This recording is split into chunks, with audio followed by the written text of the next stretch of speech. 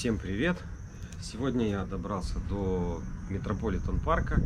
Специально выехал сюда для того, чтобы записать очередное видео о наших, так скажем, лайфхаках, которые мы встретили, познали на этой неделе. Начну с небольшой предыстории. Я думаю, многие люди, когда приезжают на Тайвань, не с туристическими целями, а для того, чтобы здесь жить, сталкиваются с одной интересной деталью. Очень маленький выбор очень многих вещей. Давайте так скажу. В магазине очень маленький выбор, и это бросается в глаза. Это не только мое личное наблюдение. Мне об этом говорили даже некоторые тайваньцы, которые побывали в России. И их очень сильно удивляло то, что когда они заходили в магазин, они видели огромный выбор. И многие из них спрашивали у меня, как насчет того, чтобы начать привозить бытовую технику, сделанную в Китае или на Тайване, обратно на Тайвань и продавать ее здесь. И на этом построить бизнес, потому что цены вроде как сильно ниже. А самое главное, очень большой выбор моделей, брендов и так далее. Это первое, что бросается резко в глаза. Второй момент, это для меня лично было большим открытием, что на Тайване сильно не развит электротранспорт. То, что здесь люди, живущие здесь, называют большим развитием электротранспорта, на мой взгляд, является очень большим отставанием. Даже если сравнивать Новосибирск и Тайчжон, то я думаю, в Новосибирске электромашин будет, наверное, больше. И это видно, когда ты ездишь по городу. То есть реально абсолютно в Новосибирске встретить в потоке машин даже зимой в минус 30 несколько электрокаров. В Тайчжоне и на Тайване в целом электротранспорт, конечно же, есть. Но это выглядит больше как лакшери уровень. Примерно такая же ситуация с электроскутерами. Да, здесь есть некие производители типа eMovie, Gogoro и, по-моему, Kymco еще делает, Yamaha какую-то модель делает. Но они все одинаковые под копирку. С технической точки зрения это очень плохое решение. С точки зрения дизайна вроде как ничего. Собственно, это подтверждается реально низким спросом на Тайване и полным отсутствием спроса на эти модели за пределами Тайваня. Причем компания Gogoro, насколько я знаю, пыталась войти на многие рынки. Они это объясняют тем, что местные рынки закрыты, и они не могут туда попасть. Но на самом деле это не останавливает от проникновения китайских производителей, но почему-то останавливает тайваньских. Я думаю, секрет кроется в двух вещах: цена и технические характеристики. Одно высокое, другое слишком низкое. Вот. И, соответственно, на Тайване это тоже по моему ощущению, не стало массовым. То есть, да, есть эти Gogoro, есть eMovie. Многие доставщики еды ездят на электроскутерах, но это все равно далеко не массовый продукт, если сравнивать, допустим, с тем же Пекином, где мы проездом были день, и мы не встретили ни одного бензинового. И я должен сказать, что не ожидал увидеть здесь такого. И к чему я это все рассказываю? Поиски электроскутеров привели к тому, что мы обнаружили проблемы вот с этим, да? И в итоге здесь я нахожу, что периодически появляются и куда-то пропадают некие компании, которые покупают в Китае по запчастям разобранные электроскутеры, здесь собирают, ставят их на учет фактически, да, как электровелосипеды, занижая мощность. И, соответственно, вот это единственный вариант привести сюда такой полулегальный, скажем, способ привести сюда какой-то достойный действительно аппарат. Причем его привозят без батареек, а батарейки собирают на Тайване из того, что есть. Ну, вот как-то вот так. Но это единичные, опять же, изделия, и ездить на них, так скажем, можно с ограничениями, потому что с номерами электровелосипеда, понятно, ездить выше 25 км в час не разрешается. На этой неделе и на прошлой неделе по делам своего бизнеса мы столкнулись с некоторыми трудностями, которые, на мой взгляд, очень хорошо описывают причину всего вот этого происходящего. Расскажу вам две истории. Первая история касается покупки нами кондиционера. Я начал искать, нашел очень интересный вариант кондиционеров, которые могут работать от солнечной энергии напрямую, без всяких дополнительных устройств. И оказалось, что подобные устройства недоступны абсолютно на Тайване. Ну, в смысле, что их никто не продает здесь, и местные производители такого ничего не производят. Соответственно, нужно искать за границей. И по своему опыту я как бы знаю, что это не особая проблема при наличии определенных навыков. Многие пытаются объяснить отсутствие каких-то вещей здесь, да, или там того же электротранспорта, какими-то высокими пошлинами, большими налогами. Естественно, мы начали проверять этот вариант, что вроде как кондиционер может быть невозможно привезти сюда, потому что он будет слишком дорог. Хорошо, мы изучили этот вопрос, оказалось все не так плохо. НДС на Тайване 5%, его нужно платить при импорте. Таможенная пошлина на кондиционеры оказалась 10%, что является нижним уровнем таможенной пошлины для России, например. НДС вообще так в 4 раза ниже, и при этом в России кондиционеры дешевле. Ну где, казалось бы, да, причина? Мало того, мы подумали, что на этом можно построить некий бизнес, если есть некие кондиционеры, способные работать от солнечных батарей, то есть фактически бесплатно, а на Тайване этот продукт как таковой отсутствует. Мы решили попробовать это здесь реализовать, ну, в смысле, купить себе несколько образцов, попробовать и, возможно, начать продажу на Тайване. Это было бы весьма существенным вкладом в тайваньскую экономику по одной простой причине, что, согласно статистике Taipei Power, в летние месяцы 40% всей электрогенерации Тайваня уходит на кондиционеры. И если на этот рынок предложить такой продукт, который не просто экономит деньги, да, а избавляет фактически Тайвань от энергодефицита, это может быть приносить какой-то определенный бонус, помимо денег, да. Соответственно, мысль показалась интересной. И вот мы берем, значит, 2 кондиционера и везем их себе. Цель привоза этих 2 образцов, значит, себе на тесты, потому что это китайский товар, его нужно протестировать. Второй момент — протестировать всю цепочку доставки, потому что никто не может объяснить, в чем проблема, да, почему какие-то возникают сложности при доставке какой-то техники. И, значит, поначалу было все хорошо. Мы связались с транспортной компанией, с таможенными брокерами, вроде все прекрасно, нужен инвойс, там упаковочный лист, все вот это подготовили, отправили товар, купили его, заказали, нашли поставщика идеального, на мой взгляд, может поставлять сетом. То есть это кондиционер и комплект солнечных батарей. Солнечные батареи отрезались сразу, потому что оказалось, что солнечные батареи просто запрещены к ввозу на Тайвань. Есть местные производители солнечных батарей, их я нашел 3 как минимум.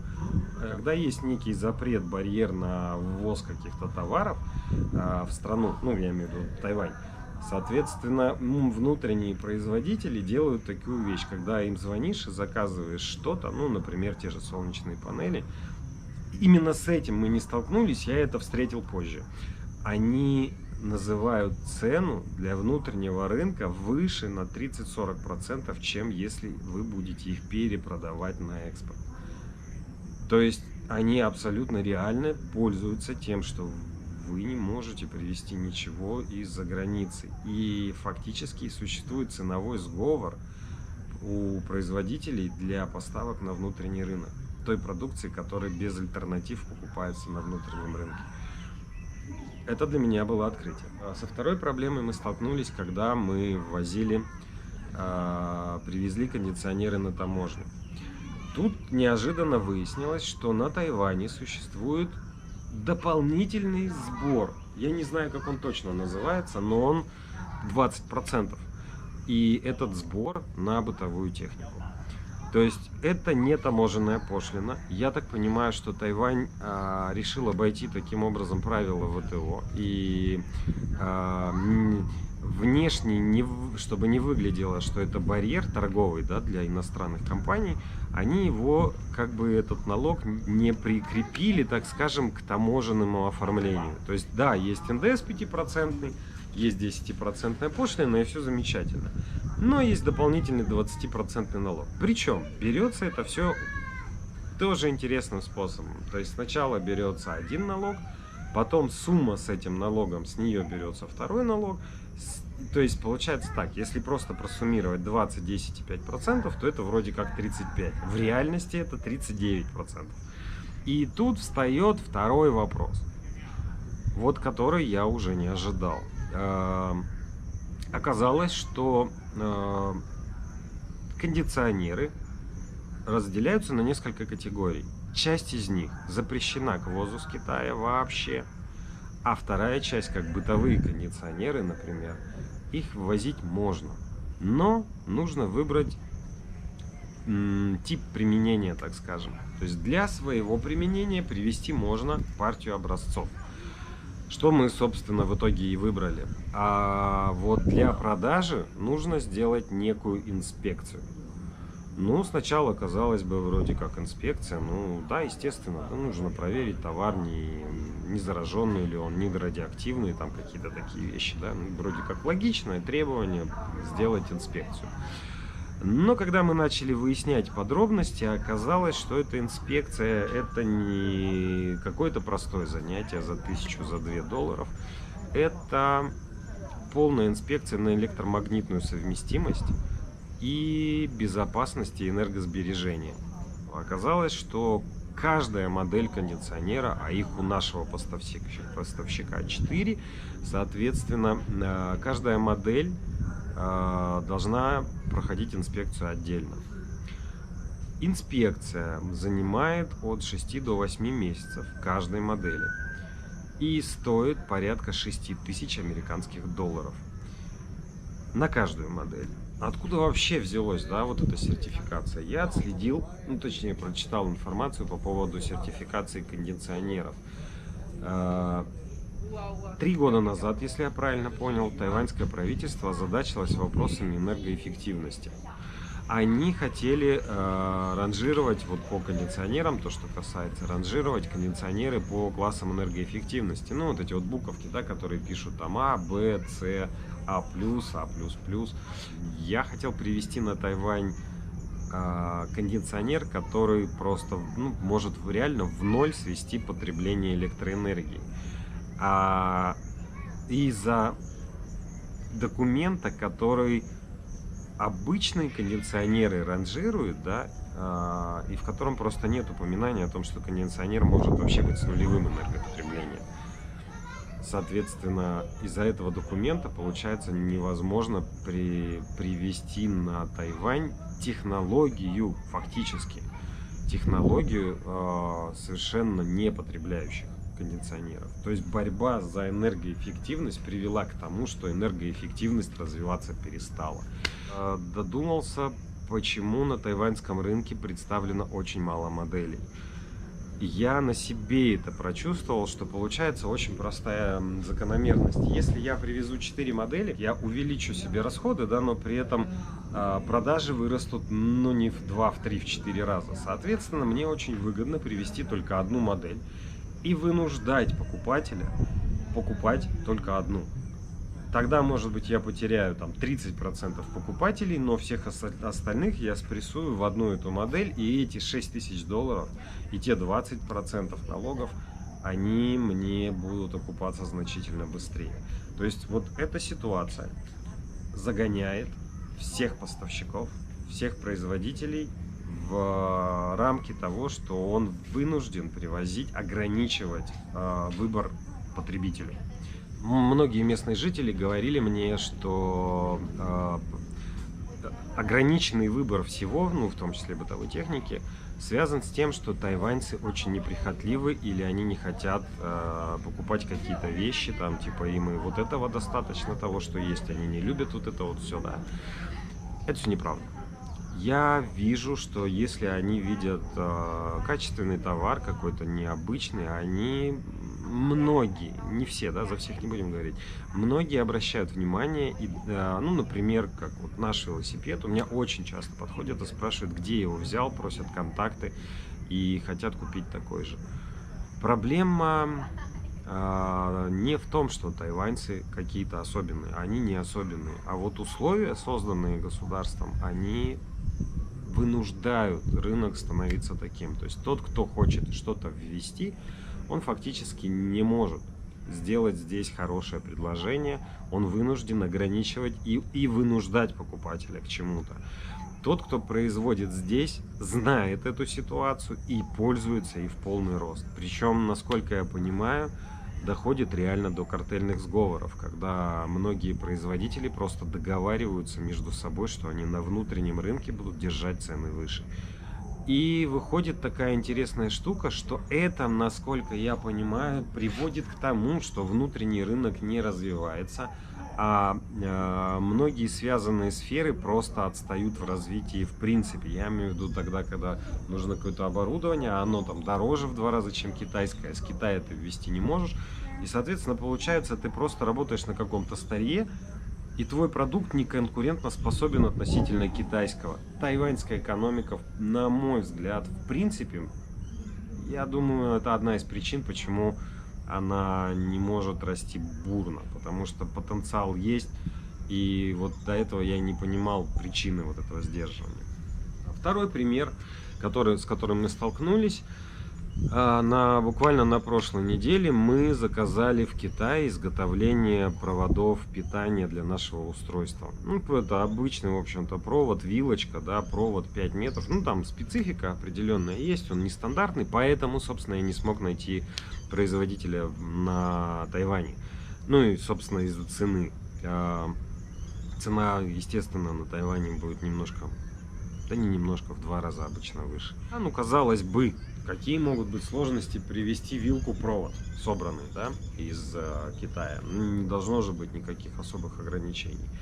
По поводу налогов расскажу, да, что на провода таможенная пошлина 5%, НДС 5%. Шикарные условия. То есть ты купил какой-то провод, он приехал, доставка из Китая стоит вообще сущие копейки. А по приезду, опять же, вот это мне тут нравится, такая технология работы. То есть до того, когда ты отправляешь, никто особо не говорит, что есть какие-то сложности. И это, кстати, нужно учитывать при планировании каких-то дел здесь, да, то есть вот спрашиваешь там, а как сделать там то-то, то-то, да, вообще все просто, ничего не нужно, ничего не нужно. Ну, только вот потом начинается вот заполнил здесь бумажку, а вот здесь нужен такой документ, у тебя нет этого документа, как странно, я думал, что он у тебя есть. Вот. С проводами мы примерно так же столкнулись. Что нужно для отправки проводов? То есть это триал-партия, это уже не образцы. Да? Здесь нужно серьезно. Мы спрашивали, готовили серьезно. Что нужно, какие документы? Ничего. Инвойс, упаковочный лист. Окей. Мы, значит, делаем инвойс, упаковочный лист. Поставщик отправляет товар, он доходит до таможни, наверное, через недельку. Это была не курьерская доставка. И выясняется, что провода нужно сделать инспекцию. А так как образцов у нас нет, а провода уже на таможне их не выпустят без инспекции, а инспекцию мы сделать не можем, потому что нет образцов. Да? И получается замкнутый круг. Несколько дней, если подождать, таможня уничтожит товар как неподлежащего качества. Мы сначала подумали, что нужно отправить товар обратно, но как его ввести? На будущее мы решили узнать, что за инспекция, да, ну вроде бы провода, ну что-то можно инспектировать. Узнали. Да, провода инспектируют несколько быстрее, то есть это не 6 месяцев, это 6 недель. И стоит это 110 тысяч тайваньских долларов за провод, за каждую модель. У нас их 2. Соответственно, эта инспекция нужна для того, чтобы ввести провод на Тайвань. а наш товар не для рынка Тайваня. Мы нашли решение этого вопроса для нас. Оказалось, есть специальное постановление для экспортеров, кто привозит некие по импорту компоненты, собирает и потом отдает это все на экспорт. Есть специальная инспекция, реально упрощенная, где получаешь типа свидетельство о том, что товар полностью импортный не будет продаваться на территории Тайваня, и тогда не нужна инспекция на все отдельные компоненты. Но для тех, кто привозит какой-то товар на Тайвань, просто чтобы понятно было, да, если этот товар включается в розетку, если я правильно понял логику тайваньского государства, нужно делать инспекцию. И если бы я был производителем каких-то чайников, пылесосов, еще чего-то, и встретил вот такие условия, я бы делал ровно так же, как вот видно в итоге в магазинах здесь, да, когда заходишь, там очень большой, по словам местных, магазин электроники, а в нем там 3 чайника, 2 пылесоса, 3 микроволновки и больше ничего нету. Причем вот реально по одной модели каждого бренда. То есть каждый бренд просто выбирает себе какую-то модель, которая будет самая ходовая, ее проводит через вот эту процедуру и заставляет, вынуждает просто всех покупателей покупать одно и то же. Понятно же, да, что это далеко не лучшие модели. Это просто та модель, которая на взгляд маркетолога должна здесь пойти. Если я правильно понимаю, примерно такая же ситуация с электротранспортом. Электроскутеры не развиваются, внутренние электроскутеры не развиваются, потому что они в тепличных условиях с заграждением от внешнего.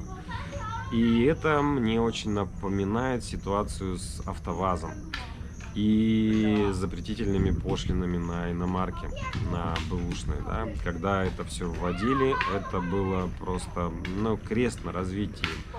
Потому что не может существовать ни одно предприятие в условиях вакуума и внешних ограничений. Это всегда приводит к стагнации и остановке развития. Это просто непременный факт.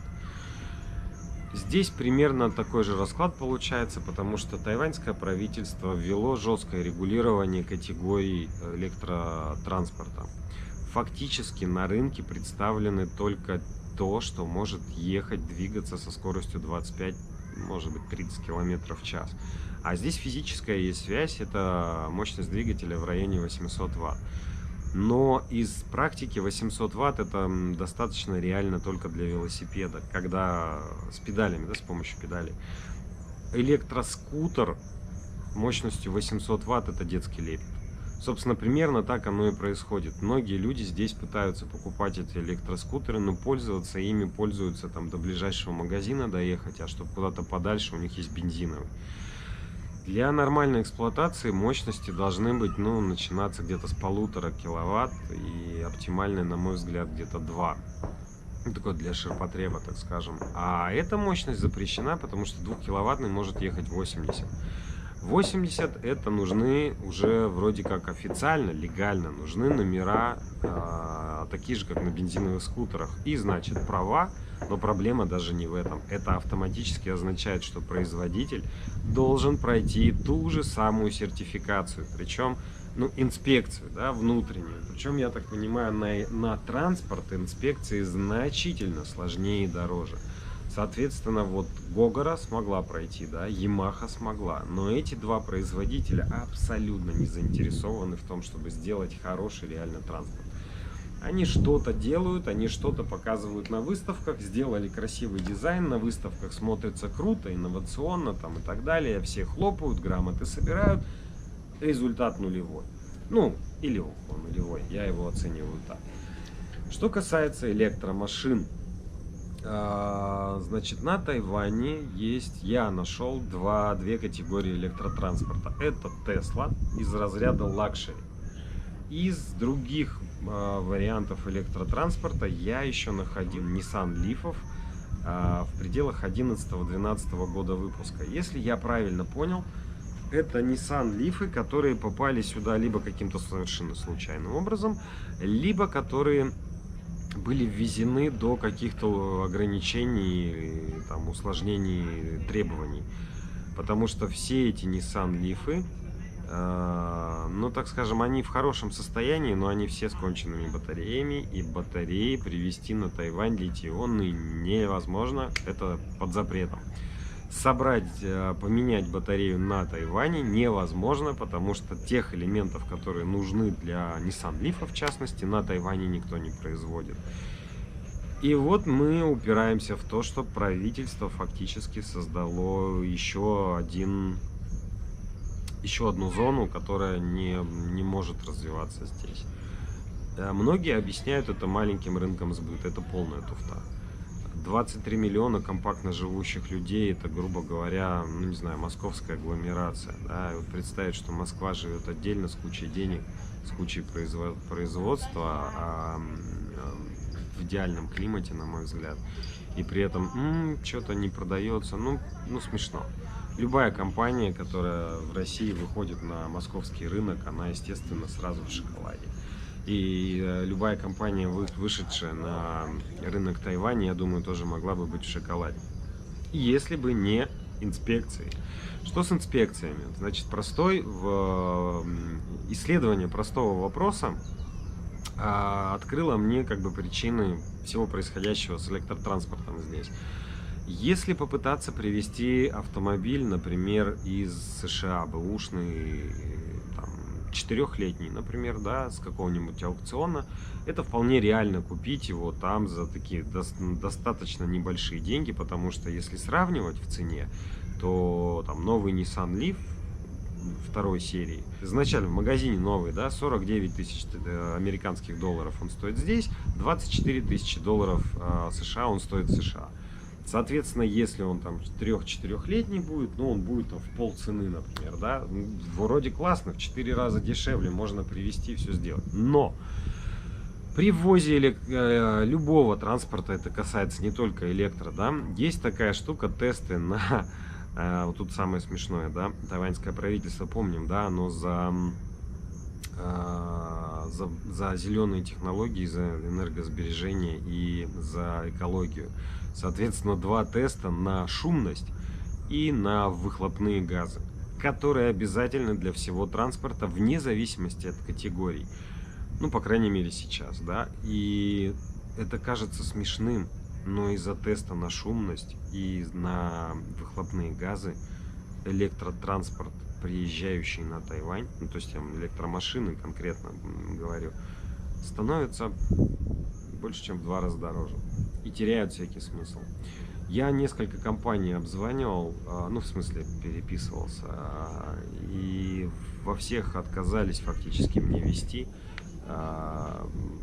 электромашину из-за границы. Итого получается, здесь на рынке есть Теслы, которые стоят там сразу миллионы тайваньских долларов. Есть Nissan Leaf по запредельной цене. Он абсолютно не имеет никакого смысла покупать там Nissan Leaf за 49 тысяч долларов. Это прям вот гарантированно. Это невыгодно, это ну просто убийственно. Никакого плюса от этого не остается. Вот 24 тысячи, да, это хорошая цена. Это имеет смысл, он реально окупается, на мой взгляд, за 10 лет эксплуатации. Ну, то есть он реально становится бесплатным. Получается такой расклад, значит, Теслы, Nissan Leaf в магазинах, да, и десяток Nissan Leaf 2011 года с батарейками, в которых 2 деления, которые может проехать 20 километров, которая фактически не подлежит ремонту. Это все варианты электротранспорта. И вот как бы наша мечта по приезду купить электромашину разбилась об это. Вот.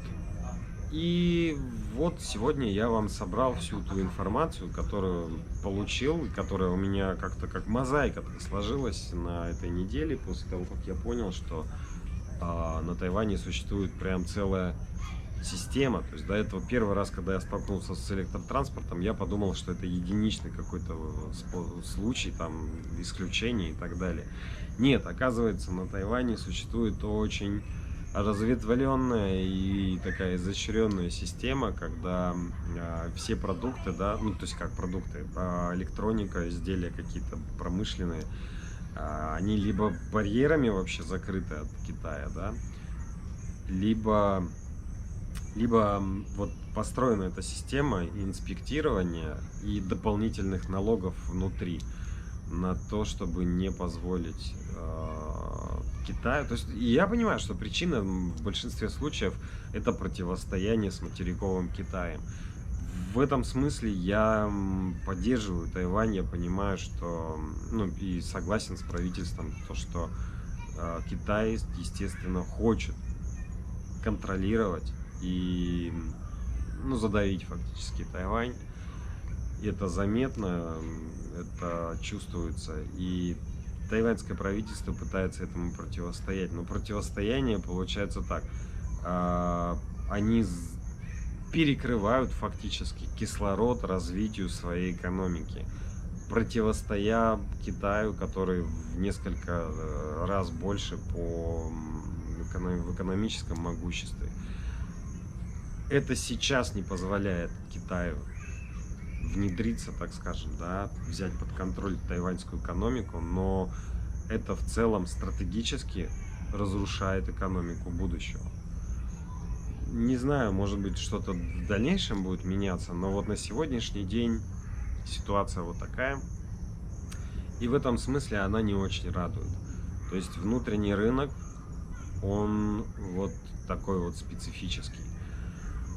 И это накладывает ограничения, нужно учитывать эти вещи, когда кто-либо, да, планирует что-либо сделать здесь. То есть это накладывает ограничения на то, что на возможности развития, да, на возможности купить что-то, привезти сюда, реализовать какой-то проект. То есть понятно, да, там для реализации любого более-менее сложного проекта требуются некоторые, ну так скажем, некоторые инструменты, да, некоторое оборудование, и либо его нужно будет купить на внутреннем рынке, а он ограничен, как я уже сказал, по предложению, либо привезти из-за границы. И вот здесь можно встретить определенную сложность. Имейте это в виду, подписывайтесь на наш канал, будем рассказывать все проблемы, все сложности, с которыми мы сталкиваемся, для того, чтобы те подводные камни, чтобы каждый мог узнать об этом заранее, нежели как мы на своем опыте. Это всегда, я думаю, будет полезно. Ну, все, до скорых встреч.